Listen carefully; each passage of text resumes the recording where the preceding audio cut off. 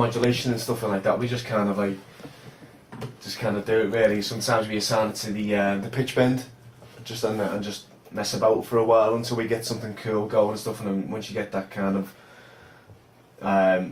vibe going and stuff in your head, you just kind of record a few different ones off, and then you can go in and then draw it a bit more specifically to how you want it to sound, you know. And then what we've also got is some automation on the contact output channel. We've got the cut-off automating of the tonic plugin, so that's moving around, and then we've also got the filter cut-off of the camel fat, which is moving around. So it's just really a question of getting as much movement into it, whether it's you've got the LFO filter in contact, you've got tonic, you've got camel fat, various things really. So sound like that, you just want a lot of movement and modulation going on, pitch bend, you know.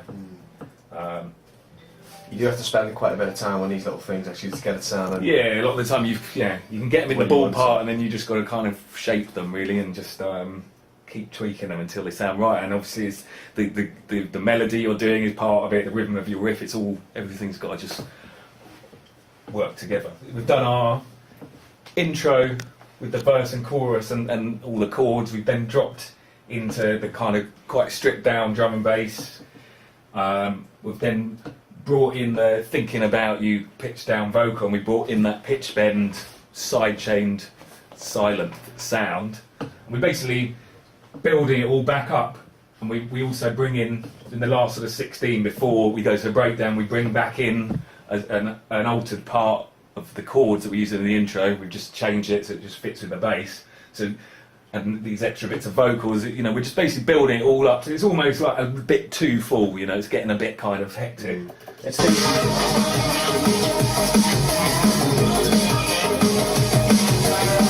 the little bleep that we discussed as well is back in there, like everything's back in. And, you know, just build it up until that point where pull it back down to nothing again, you know what I mean? And then again we'll get it going and build up again. But the way we work, and a lot of other producers work, is you know, we go around, before we actually start laying the track out, we'll go around a 16-bar loop for a while. Yeah. Meeting things out, adding new things and stuff. And once we know that we've got a lot of content to work with, then we can say, okay, well, you know, let's start with this. Once we've got a drop going on, we can bring them intro things back in, taking a few things back out and stuff, and then, as Jamie said before, dressing it up as it's going along, you know. Yeah, I mean, you know, so I mean, the breakdown is quite similar really to the intro in a way. It's got the different verse from the other singer, Ultra. You know, it's quite similar, but with you know, we'll bring in the bass line, the main sort of silent bass sound comes in halfway through.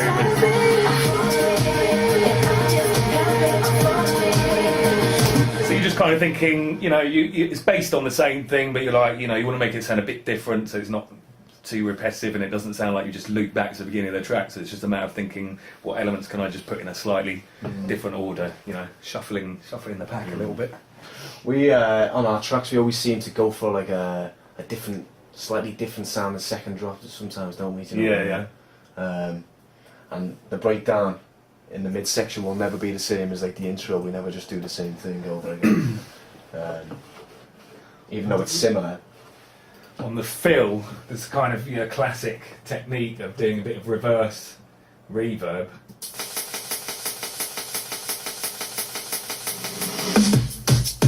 Just going into that snare. It's quite a well-known technique, but you know, if anyone doesn't know how to do it, you basically bounce your drum part, you reverse it, you send it to a reverb, completely wet, and then you get that reverb, you reverse it back in, you put it over your drum, and you get that sort of kind of crescendo sound going into the drum.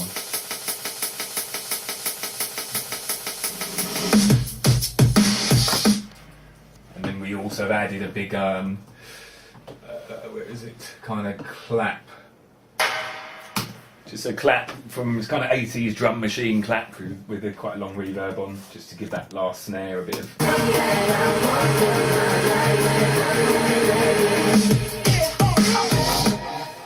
Yeah, I mean... That's basically how we've tackled that remix really, do you know what I mean? I think we've covered quite a few different parts on that. I mean, there's a few little, extra bits, like you might put, you've got sort of reverse cymbals going into kind of, into the drops. It's fairly standard kind of stuff to do. Big time stretched reverse cymbal. Going back to the time stretch in Cubase, that's something like that we'll use the real time stretch on before. What else is worth mentioning? There's also a kind of little sort of bridge to the vocal quite early on in the track where